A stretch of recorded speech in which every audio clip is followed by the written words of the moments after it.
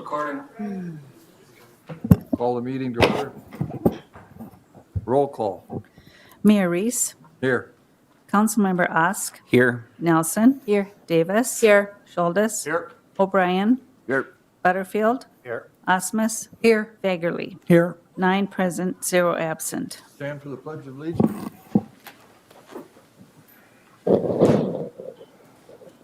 I pledge allegiance to the flag of the United States of America and to the republic for which it stands, one nation, under God, indivisible, with liberty and justice for all.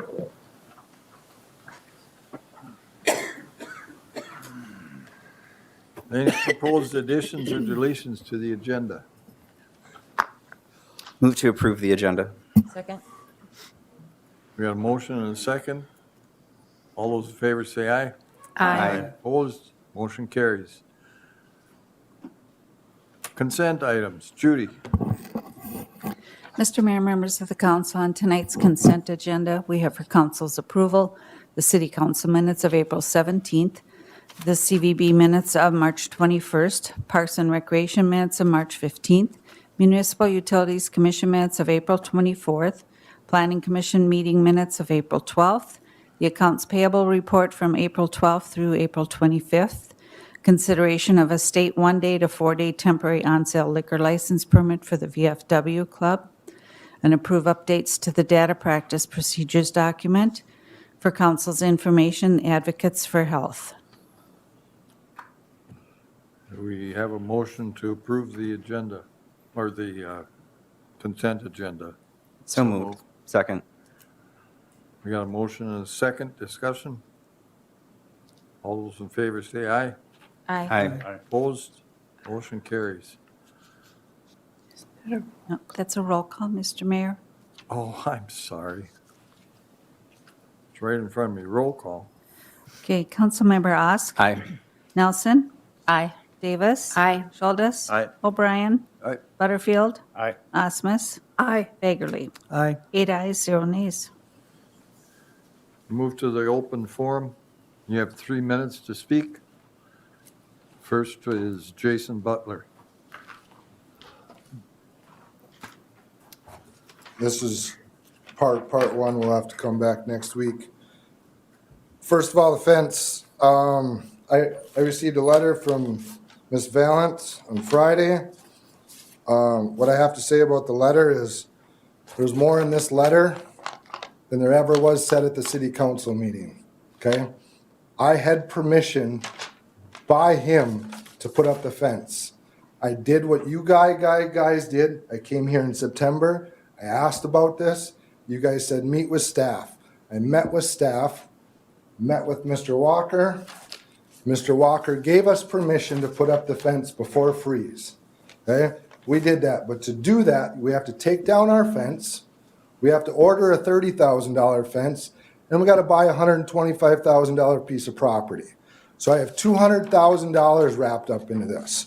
When they came up, when him came up and spoke, when I didn't even get a chance to speak at the city council meeting, they took every word out of content. That guy right there, all he said is, he's not waiting for the city. Justice never said he had permission to put up the fence. I got it right here on City Willmar paper. I had permission to put up that fence. I'm out $200,000 right now, 200. And then on top of that, after this, Miss Valent says, well, you don't have any access to your IDES building now. You cannot access any of the doors. Okay, so here I bought a building I can't even access. Every door is on the west side. First Street used to be there, okay? That's where the doors are. It's where the access is. So now I got her saying I can't access this doors. I find this personal because me and Miss Valent have a relationship where we did this exact same dance in Spicer, Minnesota, to the T minus the bridge. The exact same dance. I beat her there. And I'm gonna do this again. We did nothing wrong. We followed every order that the city gave us. And you guys are, who in their right mind would, I have a $525,000 construction loan that I'm paying interest on. Who in their right mind would spend $525,000 on the east side of the bridge? There ain't an investor in this world that would do that.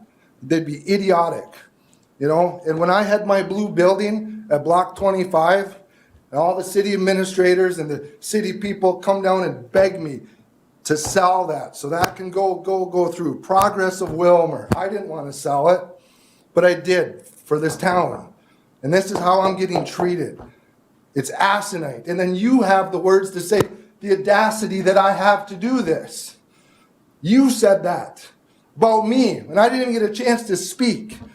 And you say that I have the audacity. How about the audacity here? I'm out $200,000. $200,000. That's a lot of money for a small business to take. 200 grand. Time is up, Jason. Next, Justin Chapin. What the heck is going on with this? Again, you have 3 minutes, Justin. I was wondering why he was staring at me. Because you said something, I guess. Quit. I'll be less passionate. Hello, my name is Justin Chapin. Thank you for giving me the time to share my thoughts with you this evening regarding the Willmar City Hall project. I've watched with interest the coverage in the newspaper of the discussions over recent years, and today I'm here to support the idea of locating a new City Hall and Community Center in Uptown Willmar. Willmar residents and businesses have a long history of repurposing buildings. I'm old enough to remember the real old JCPenney building downtown, where the Barn Theater is now located, not in the Candy Mall. Years ago, I used to work in the Youth for Christ building when it was Willmar Electric, which my dad continually reminds me is really the Ford dealership.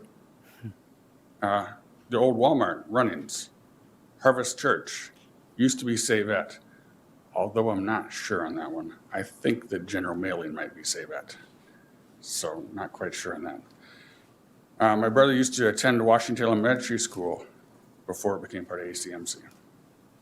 Finding a use for an existing structure is good stewardship, a value that Willmar has held for generations. Recently, the City Council has received a proposal from a group of investors that desire to continue this tradition. I know some of the individuals involved in the group, but I'm not here on their behalf or because of conversations with them. Until the recent article in the paper, I did not even know who was part of the group. They've invested personal time and effort to save the citizens of Willmar significant dollars on the new project. They should be rewarded for their efforts, and the city should move forward to complete the project. The concept plans are functional and aesthetically pleasing. We do not need to receive additional proposals to compete with what we have or continue to work with the architect from the cities. The citizens and businesses of Willmar have had years to offer ideas to the city, but only this group actually put a plan together. Everyone who visits Uptown Willmar longs to have the parking lot fixed. This could be our first step in making that dream possible. And then finally, my 18-year-old son last year wrote a business plan for transforming the Herberger section of the building into a sports complex with a turf field. Many other ideas and dreams have been considered for that Herberger section of the building. Filling the JCPenney with a city hall and community center will encourage other investors in Willmar to fill other spaces and buildings. That's my, Thank you, Justin. thank you. All right. We have a public hearing. That's it. Oh, that should have been removed from the agenda. Regular business, consider amphitheater license and donation acceptance agreement by Rotary Club of Willmar. Leslie.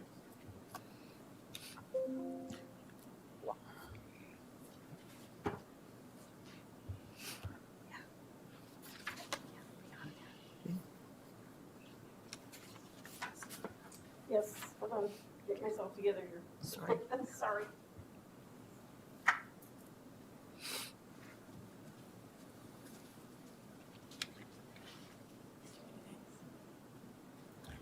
evening, Council. Tonight, I'd like to present Bob Mathiasen from the Rotary to discuss the amphitheater project for you, and he'll explain everything that's in your council packet. Welcome, Bob. Thank you. Bob Mathiasen with Heritage Bank, and I'm a member of the Willmar Rotary Club. As we've met with the council previously, less formally, but previously in a working session, that is our intention to build an amphitheater out at Robbins Island. The goal would be for us to raise the dollars so that there's no taxpayer money and get this thing built and then turn it back over to the city for running and programming of the facility.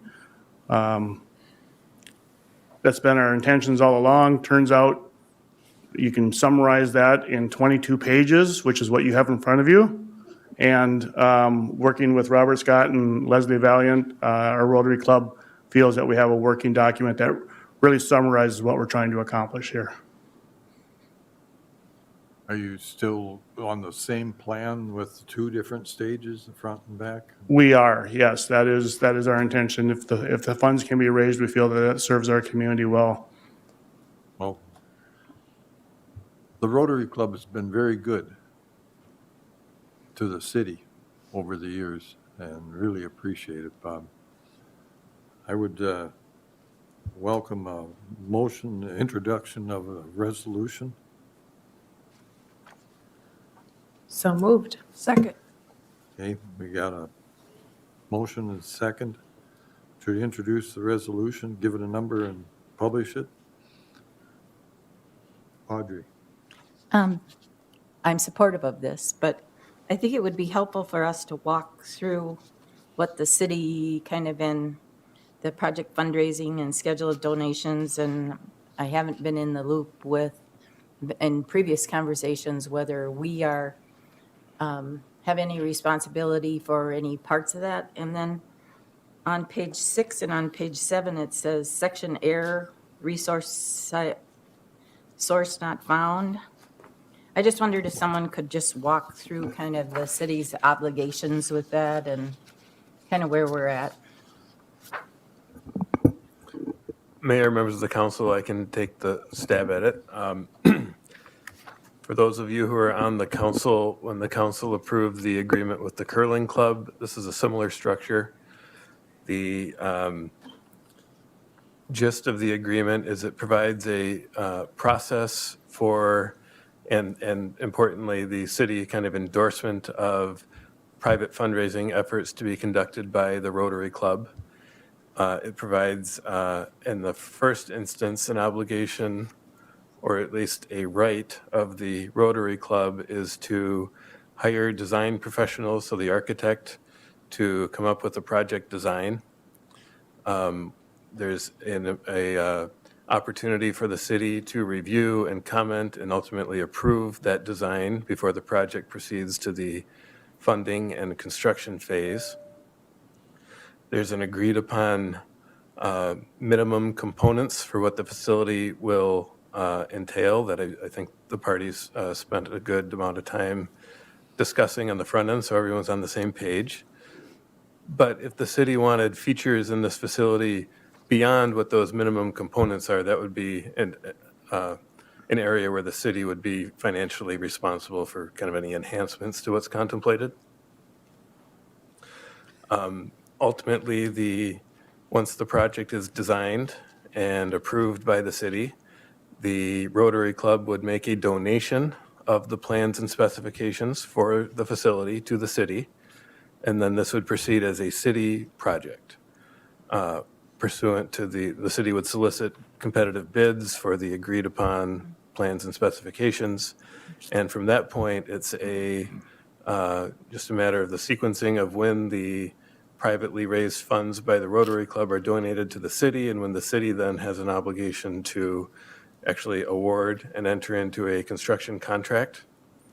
And what we agreed upon in the negotiations of this draft before you was that the city would assume the obligation to award the construction contract at the point where 75% of the funds have been raised and are on hand. So I guess in theory, there could be a bit of a risk there that the city would incur a contractual obligation for the full amount of the contract at that point, even if only 75% of the funds have been raised. But I think there's trust with the leadership of the Rotary Club that fundraising efforts would continue. It is an obligation under this contract that at least a schedule of payments for whatever the balance is between the amount raised at the time the contract was awarded and the total final project cost is agreed upon at that point, and those subsequent donations would be required under this agreement. Any comment on that page 6 or 7 where it says error? That something went wrong. We have some internal references programmed into the document that apparently maybe a paragraph got moved or something, so we will clean that up. Okay, It's just an internal reference to another paragraph in the okay. agreement. Thank you. Do we, in cases like this, do we forego the building permit cost? I mean, you still get a building permit, but the cost of the building permit? In this case, it would be a city obligation. It was a city contract, going to be a facility to be built on city property, so. All right, thank you, Robert. All right, we've got a resolution in front of us. You ready to vote, or you have more discussion? Roll call. Councilmember Nelson. Aye. Davis. Aye. Schultes. Aye. O'Brien. Butterfield. Aye. Osmus. Aye. Fagerly. Aye. Osk. Aye. 8 ayes, 0 nays. Thank you. Passes, thank you again. National Fitness Campaign mural design. Leslie?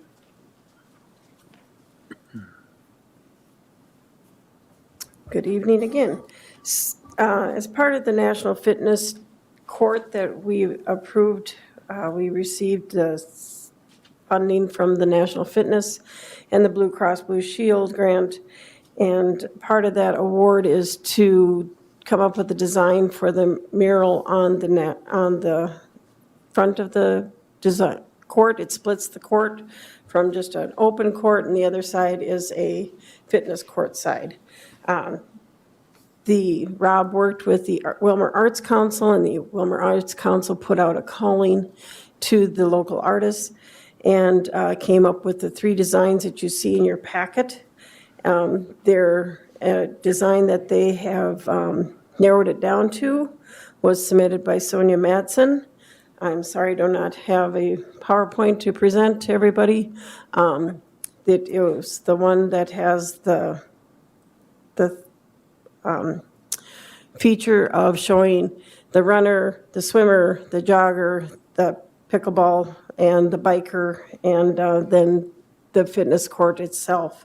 The other ones were more of a design that really didn't represent what we were looking for the city. Sonia's piece here really represents what all the activities that can be done within the city. And then it kind of flows through with that trail idea also. So we really thought that this was a piece of artwork that really shows what we're trying to represent in our parks and trails. It also, this will also then, they'll be working with the National Fitness coordinators on this too, to make sure that the design fits on the piece of space that is allowed. And the National Fitness, and they think that this piece of artwork probably doesn't have need of much changes or anything else like that. So we're looking to have this approved. This is sorry, can't get to my page. So we were allowed $70,000 for this artwork, and Willmar also was awarded an additional $25,000 for the local artist work to construct this mural. So $3,000 will be awarded to the Sonia for creating this piece of art for us. If there's any consideration for additional, but that would be up to the council. Sonia is a Willmar native who spent the last 4 years in the Upper Peninsula of Michigan. She will graduate from Northern Michigan University with a bachelor degree in art and design and anthropology. She's returning back to Willmar this summer, so she should be able to see that this come to completion. We also have received 3 quotes for the concrete work so that we can get started this spring to get the concrete laid out. The layout is already flagged out at the Sperryville right now, so it's just west of the pickleball courts.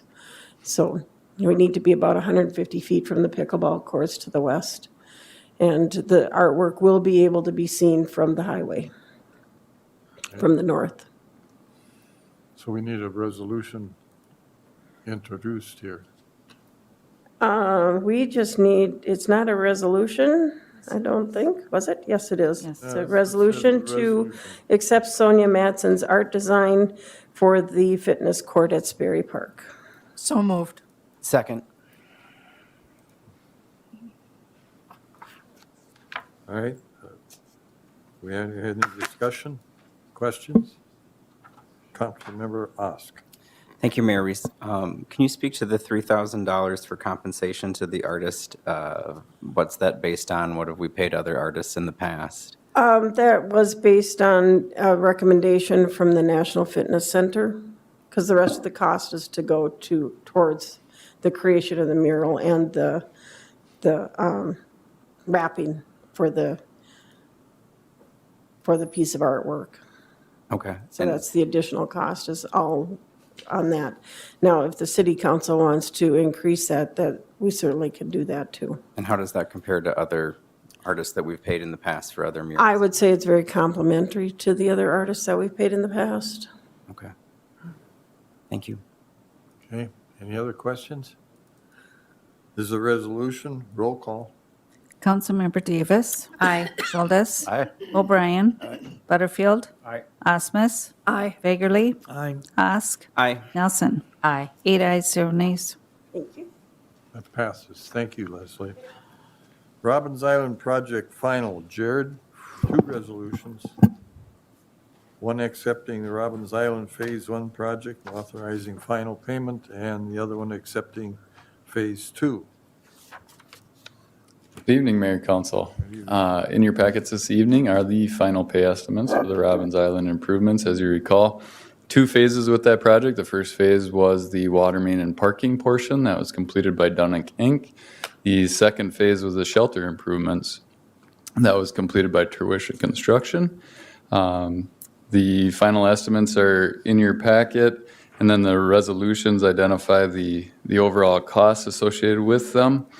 So for Phase 1, we are recommending final payment to Dunnick Inc. in the amount of $89,619.82.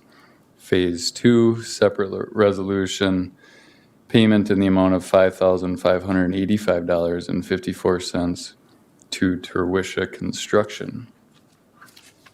And with that, I'd be happy to answer any questions that you might have regarding the project or the pay estimate. Any questions from the council? Otherwise, we need a resolution introduced from Phase 1. I'll make a motion to approve Phase 1 for $89,619.82 to Dunnick Inc. Second. Okay, we got a motion and a second to introduce the resolution. Discussion? Being none, resolution is, calls for roll call. Roll call. Councilmember Schultes. Aye. O'Brien. Aye. Butterfield. Aye. Osmus. Aye. Fagerly. Aye. Ask. Aye. Nelson. Aye. Davis. Aye. 8 ayes, 0 nays. That passes. Now the resolution for Phase 2, Jared, you don't have to say anything more, but, no? I'll Okay. make a motion to approve Phase 2 improvement project, authorize final payment of $5,585.54 to Terwisha Construction, Inc. Second. That resolution is introduced. Any questions? If not, it's a resolution. Roll call. Councilmember O'Brien. Aye. Butterfield. Aye. Osmus. Aye. Bakerly. Aye. Ask. Aye. Nelson. Aye. Davis. Aye. Schultes. Aye. 8 ayes, 0 nays. That passes. Thank you, Thanks, Jared. council. Next is update excavation permit application requirement. Gary, 2 actions to be taken. Yep. Good evening, Mayor and Council. Before you, I bring tonight, update to our excavation permit application requirement. The first action would be to approve the addition of a deposit and a surety bond requirements for excavating and or around of our right-of-ways. A little history on this is, over the past few years, we've had multiple experiences with water, or with the sewer and electrical lines and water lines being damaged due to contractors boring and not taking all the proper protocol as far as potholing and so on to identify our utilities. Most recently, we had a sewer backup on our residence on the north side. And after digging the sewer up, we found out that we had a fiber optics cable drilled right through our city main line, which was causing debris to hang up and, of course, create a sewer call. So before you, we had changed the excavation permit that would allow for a $3,000 deposit and $25,000 surety bond required under the following conditions. The project valuation would exceed $10,000 and or be more than one application for a related project. In other words, like boring sites, they come in and they have multiple locations where they're going to be doing work. And then other things would be determined by the city or utilities based on special projects. So I'd stand for any questions. Hopefully I can answer them. Any questions? I don't know who's first. Councilmember Schultes. Thank you, Mr. Mayor. So, Mr. Manager, the burden of the $3,000 falls on the homeowner, It would fall on whoever pulls the excavation permit. which is normally the homeowner. In these situations, when we have multiple sites, it's usually boring companies and stuff. Homeowners do pull permits sometimes for sewer replacement repairs and stuff. The contractor asks the homeowners to pull those permits. And that's one of the areas that we're working on in-house a little bit to clean up. Way it's worked in the past, that a firm that replaces sewer line will say to the homeowner, say, you go down and pull the permit for the excavation, and then they do the work, and then and part of when we have sewer replacements, and I would say it's mainly sewer replacements, where they remove bituminous,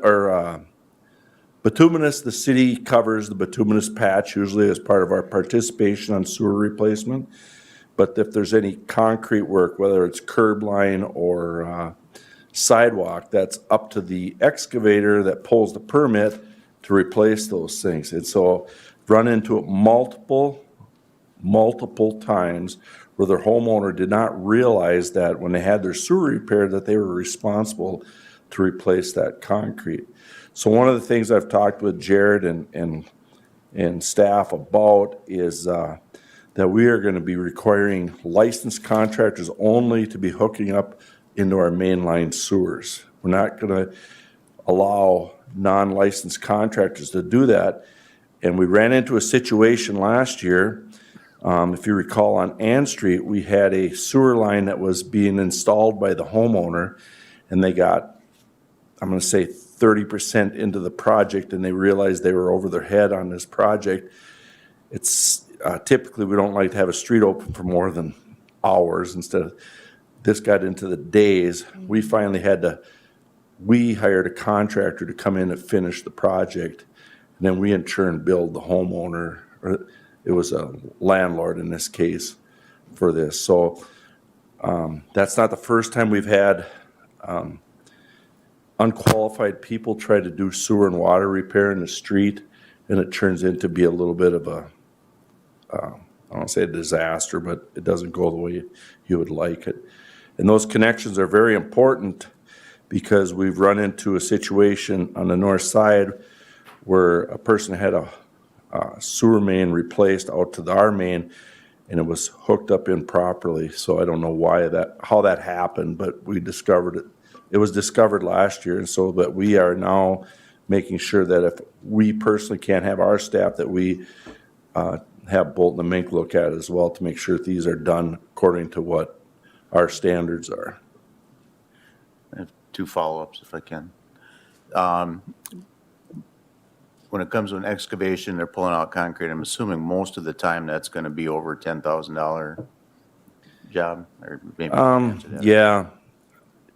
Yeah, I can, it can. Like the sewer we had done last year is about $8,000, the one we did. I don't,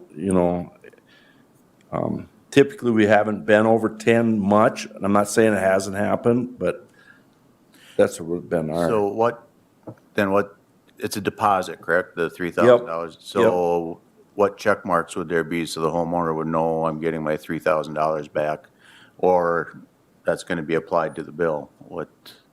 How will they know? Well, they wouldn't have a bill with us, so to speak. So I guess the way we talked about it was that if they checked our needs as far as the connection was made right, the concrete was replaced according to what we had there before, and then we take care of the street patching part of it. So that would, on a sewer cut, that would be it. That's what most homeowners are going to have, a water or a sewer service hooked up. And when it's a water thing, that falls under the umbrella of the MUC, so they kind of run with the inspections and making sure that's done properly. Leslie, you wanted to say something? Yes, this is actually intended when they want to pull more than one permit. This is for more than one excavation, so a resident typically isn't going to have more than one excavation. Okay. Councilmember Nelson? I think, thank you, Mayor Reese. I think my question was similar. I was just trying to understand, it sounds like we're requiring that there's a contractor involved, that it's not something that an individual is doing on their own. So I was just trying to understand who Yeah. this would be applying to. That's ideally what we want. We want licensed contractors doing the proper hookups, because there's just all kinds of things that can happen if it's not done properly. As simple as putting somebody's sewer line too far into the main line can cause a backup, down, and it might not be their backup. It's going to be somebody up the line. So, Gary, I got a question just for curiosity's sake. When the sewer line was, when they ran through the sewer line, was it, we've got a mixture of clay and we've got PVC. Which was it? this was a piece of PVC. It was, Yeah. because I would guess the clay would collapse. Yeah, well, we had a sewer call there during one of our snow events this winter. So we have to call some people in off a snow event and go in and tackle the sewer call. They ran the machine up, and it's not uncommon to get to wherever the plug is and you hit it a couple of times in the machine, all of a sudden it just lets loose and we kind of walk away from it because it kind of self-flushes itself out. And about, I don't remember what the time frame was, but I'll say some point later, not a terrible amount of time, but a month or so, sewer call on, this time it happened to be on like a Friday night at 7:00. So I had two staff go over there, and they spent like 3 hours trying to get this line open. They finally got it to drain. They said it didn't drain good, but it drained, And so then we took our camera and went up the line and realized we couldn't tell what it was really because there was so much stuff you can't see really well, but we had an obstruction there.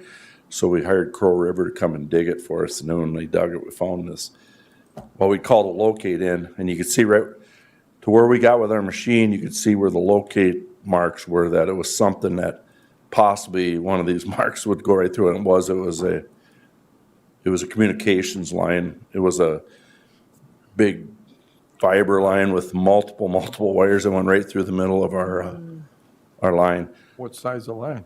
It was an 8-inch PVC line. So. Okay. Audrey? Just one more question, Gary, in that situation. Did we have any recourse with that company?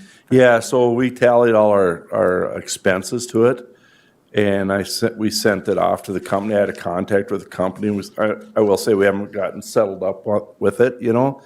So, it'll probably take some time, but we do have a claim going against them. Okay. Any other questions? Need a motion to approve the deposit or surety bond requirements for right-of-way permits. So moved. We got a Second. Motion, we got a second. Discussion? All those in favor say aye. Yeah. All those in favor say aye. Aye. Opposed? Motion carries. All And right. I'm sorry. No, go ahead. And then the second portion is to approve the resolution amending the fee schedule as approved. We need an introduction of the resolution. So moved. Okay, we got the resolution. This is a roll call. Roll call? Councilmember Butterfield, Aye. Osmus, Aye. Regularly, Aye. Ask, Aye. Nelson, Aye. Davis, Aye. Schultes, Aye. O'Brien. Aye. 8 ayes, 0 nays. That passes. The next is a request for proposals for auditorium lead dust remediation and asbestos removal and repair. Kyle? Good evening, Mr. Mayor, members of the City Council. We are at the next step for the city auditorium. Over the last few months, we've had a consultant come in, review the building, test the building, and actually drafted the request for proposal in your packet tonight in a couple of different ways. So really what we found out is kind of what we expected. So the building lead levels were tested. They came back at a higher level than is currently acceptable in most areas of the building. And as expected, the previously used gun range contains the highest amount of lead dust. There are other areas of the building that do have these areas or have lead dust that is above the acceptable level. So we'll be putting this request for proposals forward for consultants to bid on and come in and clean any lead dust and asbestos. Most of the asbestos, I believe, was removed at a previous abatement, but there are still a few areas that are very, very small. In the report, you can see like there's 2 different areas in the building that have small amounts of asbestos, but largely this will be concerning lead dust. So the RFP is very lengthy. It's almost 300 pages long. And I wish I knew what every word of it meant, but that's why we hire a consultant to put this forward. So very detailed. There are a few areas that we need to go back and work with the consultant on. There's some dates that are incorrect or incomplete on there. And then we'll set up a time in the RFP to meet for contractors, consultants to meet on site and tour the auditorium as well through the RFP process to put a complete bid together as well. So at this point, we're just asking for authorization to release the RFP, and we'll come back at a later date once those RFPs are evaluated and present those to the City Council. I will add one more thing. In the RFP, there are 2 options. We asked the consultant, just because we're having the discussion with the auditorium right now, there are 2 proposals built into the RFP, or an option A and an option B, for reuse of the building, and an option B for demolition of the building. There's 2 different paths to follow. We're not recommending one or the other at this point, and that'll be a discussion to have at a later date, but both of those options will be built into that proposal. Okay. Because they will be different. This is a simple motion. I'll make a motion that City Council authorize staff to release a request for proposal for lead dust remediation and asbestos removal and repair for the city auditorium. Second. We got a motion and a second. Discussion? Councilmember Osmus? So would this be 3 separate RFPs then, or would one company be doing all of it? It would all be under one RFP. So they have the opportunity to bid. Whoever's going to be bidding on it would be doing the asbestos and the lead. And then, if I'm answering your question correctly, and then Yep. for the cleanup procedure, if whatever option we go with, option A, option B, if that comes to that point, it would still be the same the same company. That would be doing all the work, whoever submits the bid. Okay. I understood your question. Yep, I was reading it to repair, like we were getting into tuck pointing and crack in the wall and, okay. We could get to that point. Again, thought- No, that's later down the road, but yeah. okay. Councilmember Ross. Thank you, Mayor Reese. Just wanting to clarify that I understand this correctly too, and probably similar to Councilmember Osmus, but when they're submitting proposals to us, they are going to give us numbers for both option A and B? Yep, in the RFP document, there's 2 lines, 2 bid submission areas for them to submit that on. And then that's why it's so long, because it goes in, there's different procedures that they have to do, more scrutinized for reuse of the building, especially for children under the age of 6. It has to be cleaned to a higher standard. If the building, let's say, is to be demolished, it doesn't need to be cleaned to that same standard. Okay. And when companies are submitting the proposal, they have the option of doing just one of those? Or the way you said option makes me, that's why I'm asking. Sure. So let's see. Maybe we'll call it an alternative, I guess. We want options. We want to have numbers for both. At a later date, we would make a decision. The council will make a decision which one to move forward with. Similar to when we do our crack and seal coat bids, we usually have a base bid plus option A, B, and C, or combination of thereof. It's similar to that. Got it. Thank you. And there's a motion. All those in favor say aye. Aye. Opposed? Motion carries. Thank you, Kyle.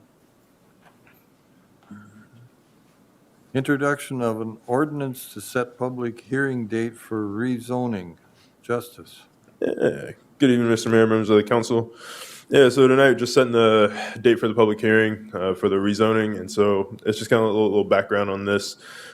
This has been approved by the Planning Commission. It was approved by a vote of 4-2, and this is an attempt to correct an amendment or an omission in the past to an amendment of the general business district.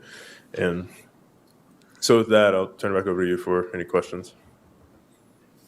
Why does this say possible motion? No. Okay. No, we're introducing the ordinance, so we're on item F. Councilmember Carl Schultz. I'm confused on the map and the description earlier. It talked about going from First Street to Second Street. And then on the map, it looks like it's from Olena to I'm not sure where you're talking about exactly. Yeah, certainly. So in this picture that's attached, it's where it's like mostly red and black dots, and then there's the part where it's orange and black dots. So the part that's red and black dots is general business. The part that's orange and black dots is R4. And so what's going to be rezoned would be those orange and black dots all the way from Olena Avenue to Willmar Avenue, and then also including that one parcel there that's from First Street to Second Street. Initially in what was presented to the Planning Commission, that like the part from First Street to Second Street was omitted, and that was just something that they added to make sure that it was all of them. Okay. Councilmember Nelson. Sorry, will you just repeat that? Who added it? The Planning Commission didn't? No, the Planning Commission did add it. Added it. Yeah, just because like for clarity purposes, that way it was clear that all of it was going to be rezoned. Everything that's R4 over there. Okay. So the drawing is Calvary Church that was on there? No. That's not on there. Like just what's R4. So everything that's over there is essentially, it's all apartment buildings. There's one business that's a part of it, and then there are 3 houses that are a part of it. Not on the east side of the road. Everything on the west side of Second Street. Any other questions? Councilmember. But isn't there 4 houses there on that corner? Isn't there like 1004, 1008, 1014, 1020? Yeah, but so it's the 3 houses that are included in the rezone though, not those other houses. Those houses are already zoned general business, and so that was part of it. But yeah. Any other questions? Otherwise, I'm looking for a motion to set the public hearing for May 15th, 6:30 p.m. So moved. Second. We got a motion and a second. Questions? All those in favor say aye. Aye. Opposed? Motion carries. All right, Justin, consider Gilmore Bell for disclosure council for hometown fiber open access fiber project. Yeah, thank you once again, Mr. Mayor. So, yeah, just kind of another update on how the contracting is going for the Hometown Fiber Open Access Project. So, like it says in the overview, working to put together a team of solution-oriented professionals with experience in the municipal bonding space. And so, right now, we brought on Laura Lewis, who's serving as a municipal advisor for this special project. Currently, we're also working with the city's regular bond counsel, and then also it was recommended that we bring on disclosure counsel, who has for familiarity putting together prospectuses for the city, going to rating agencies. And so it was recommended that we bring on Gilmore Bell. And so I was provided with references, and so I spoke with two people. One is a city manager, Alex Jensen with Layton City, Utah, for 32 years, and then Jim Welch, who is the finance director. I don't have it in my email, but yeah, he's the finance director. And so spoke with those two, and they spoke very highly of Laura and Bradley Patterson of Gilmore Bell. And so essentially, I guess it's the big takeaways. Brad has a lot of experience kind of executing these complicated deals and complex deals when it comes to bonding issues. And so everything from auditorium spaces, municipal financing, building streets infrastructure. They had experience with Brad not just in the internet space, but across the entire spectrum of bonding. When I talked to Mr. Welch today, he said that he's done over 40 bonding issues with Brad, hasn't had an issue with any of them. Really prefers the consistency that he has with Brad. Brad has been fair. Brad has been willing to work with them. Moment's notice, really kind of going back and negotiating things. And that was also what I heard from Mr. Jensen as well, and his experience with Brad Patterson with the Gilmore Bell, that if he were to start it all over again and pursuing open access fiber or anything bonding, that he would use Bradley Patterson of Gilmore Bell. And so essentially, I mean, if we were going to put together a team of professionals pursuing open access fiber bonding, then Brad Patterson of Gilmore Bell would be the person that we would want to choose for disclosure counsel.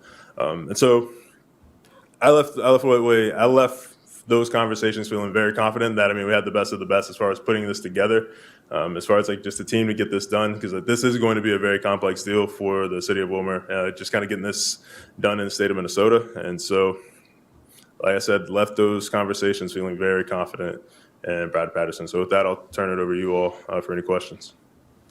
Any questions, Carl? And the funding is there already. This is not going to cost us any more. Nope, not going to cost any more. So it comes out of the bond proceeds. No extra budget needs to be allocated to pay them. Councilmember Nelson. Looking for a little bit more definition of disclosure counsel. And then also just trying to understand when it comes to the bonding process, what's the city's obligation with the bonding?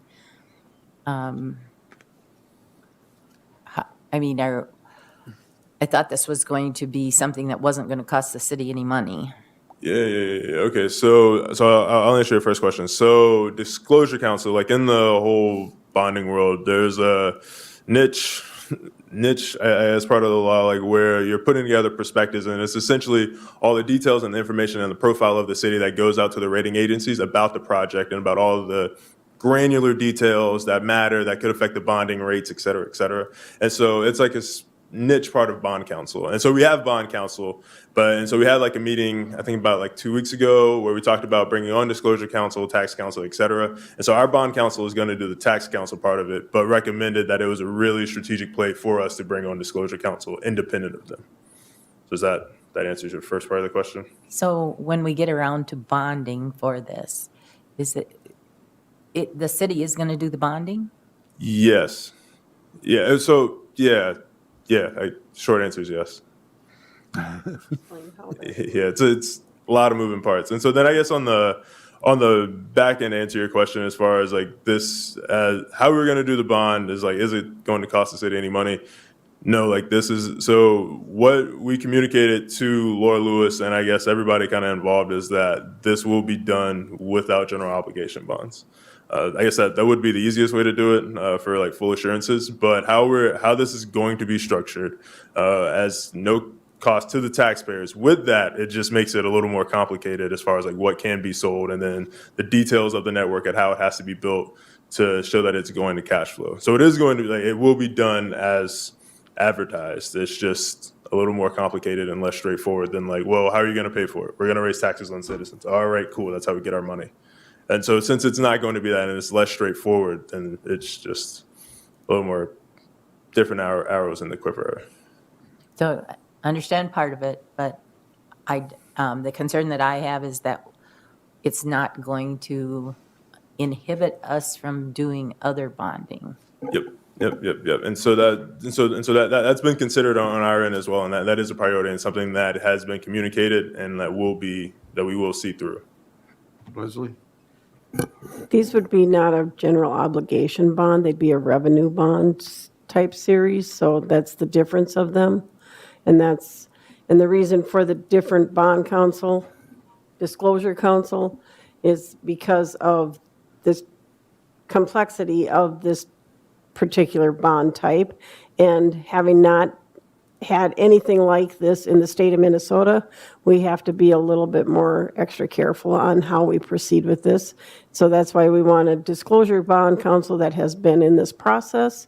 And that is why we also brought on Laura Lewis, because of her expertise in this whole process also. All right, Councilmember Osk. Thank you, Mr. Mayor. Mr. Walker, I understand that there's no additional cost to the city because of the bond process, but what is the cost of retaining these services from Gilmore Bell? Yeah, so I think it's like in line with what Laura's rate is, but yeah, it comes out of the bond proceeds. And so this week I'm gonna get like a hard contract from Laura and from Gilmore Bell that would kind of like reflect the rate. I know Laura's rate is 6 cents out of every $1,000 or something like that. So I think that was her rate, and I think Gilmore Bell's I think is akin to that. But yeah, I'll have hard numbers on that, so that's something I can bring back to the council for information purposes once I have that in writing. Okay, I'd appreciate that. I can do that. Councilmember Fager. Thank you, Mr. Reese. So, or Mayor Reese. It's all right. So this is going to cost roughly $20 million. The total project, correct? Total project, and it's a revenue bond. Correct. How long before we can start getting customers to pay for it? Yeah, so the second it goes in the ground, so the second like we get the contracting and then like we do the bidding and all of that and we start construction, the second it goes in the ground and connects, so it'll go in phases. There'll be like, I think this year, we won't have the entire summer to build, so it'll probably span like 4 summers. But whatever we get in the ground this fall, we'll be able to have people online, and so it'll be immediately. And so how we've talked about structuring the bond is that like the payments won't be due until after. There'll be like a period where you don't have to pay until the revenue till it's cash flowing essentially. And so those are structures that we've seen in other deals, and those are structures that we're trying to pursue in the current deal. Okay, so what about the companies that we have now that has fiber optic, like Spectrum and Intel? Are they going to hook onto it, or?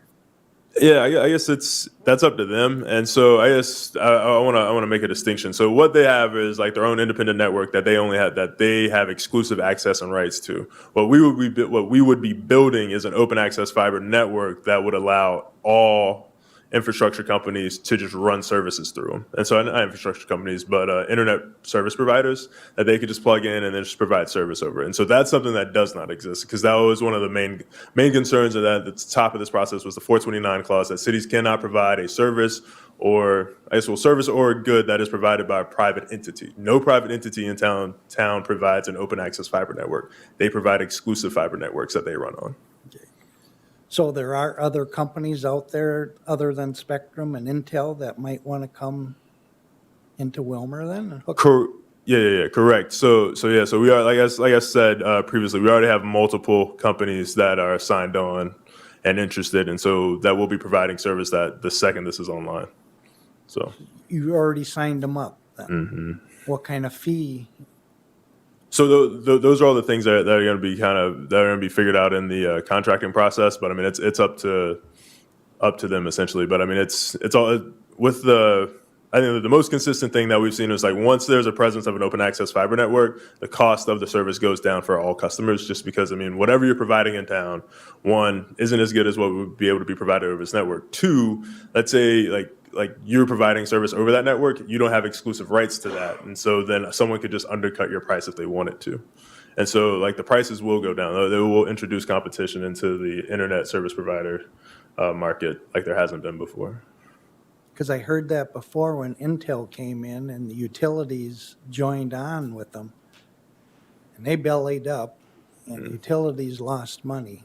So where's the guarantee that we can pay for this?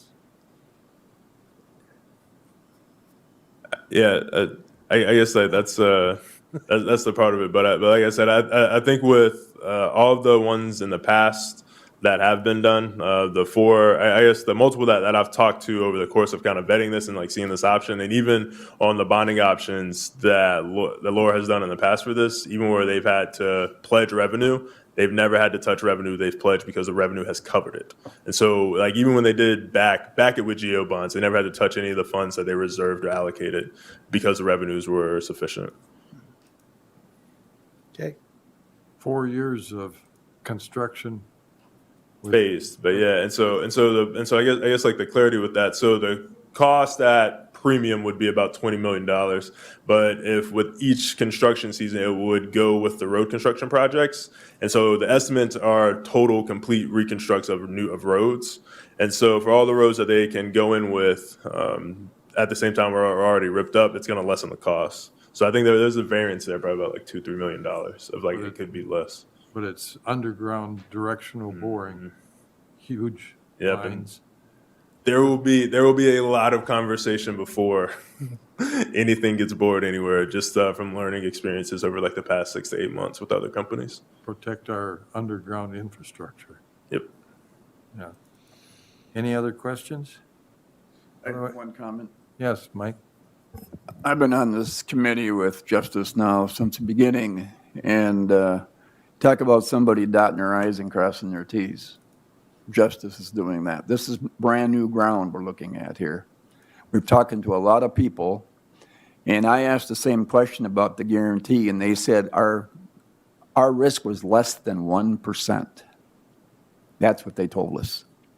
Less than 1% that this would not work out. This is something brand new in Minnesota.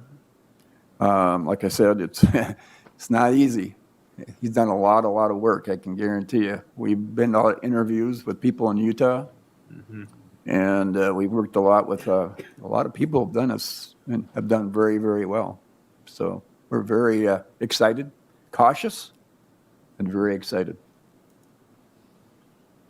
Anybody willing to make a motion to hire Gilmore Bell for disclosure counsel? I'll make that motion. Second. A motion and a second. Any discussion? All those in favor say aye. Aye. Opposed? Motion carries. Thank you, Justice. Thank you. Community pride announcements. I'll start it off. Thursday is the mayor's prayer breakfast, 6:30 a.m. at the conference center. Looking forward to it. Anything else? Mr. Mayor. I'd just like to point out the note that Mr. Obregon sent out to us earlier this evening about May being Asian American Pacific Islander Heritage Month. And I'd just like to give a shout out to our Karen residents and Asian residents and wish them well, and I'm glad that they're here. Thank you. Julie. I would just like to give a shout out to Britta Deem at the community center. They had their first ever father-daughter dance out there. And she was, I think they were hoping for maybe 75 and they had over 200. Yeah, it was a huge success. And it looked like the decorations were fabulous. People had a great time, but it was a really cool event. Anything else? I'd just like to recognize Bill Fensky being here tonight.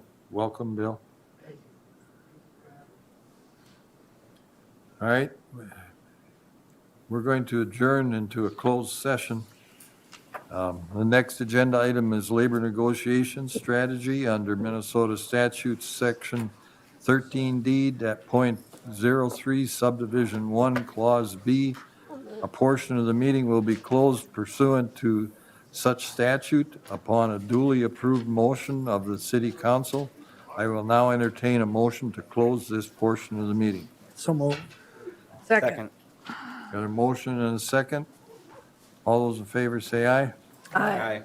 Opposed? The time is 7:30 PM. The city council will now go into closed session in the council room. Only the city council and authorized city council representatives may be in attendance at any portion of the closed session.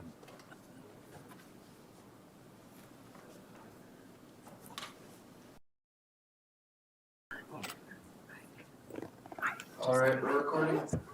Okay. So we move to agenda item labor agreement between City of Willmar and Law Enforcement Labor Services Incorporated. We need a resolution to consider approving the labor agreement between the City of Willmar and LELS unit. Move to approve. That's a resolution. Right? Roll call. Roll call. Bagerly? Aye. Yeah, Osk? Aye. Nelson? Aye. Davis? Aye. Schultes? Aye. O'Brien? Aye. Butterfield? Aye. Osmus? Aye. 8 ayes, 0 nays. The resolution passes. That's all we have for tonight. Move to adjourn. Second. We're adjourned. Thank you.